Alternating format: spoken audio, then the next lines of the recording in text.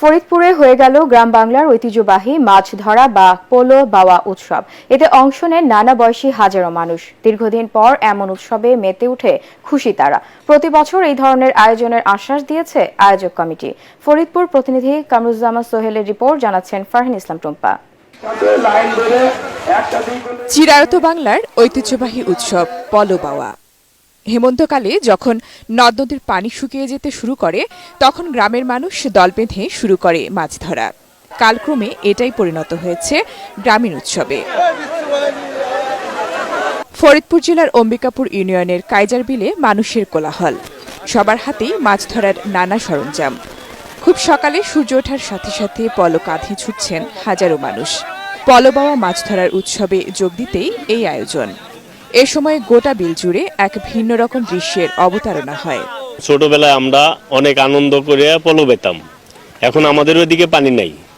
পানি না হওয়ার কারণে পলো বাসটা নাই। গায়ে তেল মেরে মাছ নামতেছি, বড় মাছটা আমিই নিব, প্রথম পুরস্কারটা আমিই নিব। শুধু মাছ ধরতেই নয়, উৎসব দেখতেও এসেছেন বিভিন্ন বয়সের নারী পুরুষ।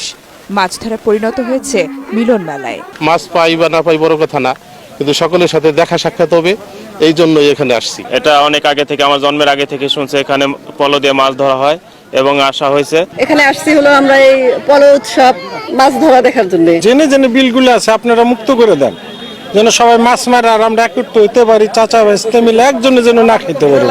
দুই যুগেরও বেশি সময় পর এই উৎসবকে ফিরিয়ে আনার চেষ্টা করছেন একটি সামাজিক গ্রুপ। যে এইসবটা চায়না দুয়ারি, ভেসাল জাল, বিভিন্ন কারেন্ট জাল, এদের কারণে বিলুপ্ত হয়ে গেছিল। আমরা এখন এই বিলুপ্তিটা যাতে না হয়, গ্রাম বাংলার যে একটা আনন্দ উৎসব পলোবাইস, শুধু মাছ ধরা না, এটা একটা উৎসব মুখর অনুষ্ঠান। এই উৎসব মুখর অনুষ্ঠান যাতে প্রতি বছর হয়, সেভাবে আমরা চেষ্টা করব এবং করে যাচ্ছি। এ ধরনের উৎসব আয়োজন বাংলার হারানো ঐতিহ্যকে ফিরিয়ে আনবে, এমনটাই প্রত্যাশা সকলের। Bureau report, ATN Bangla.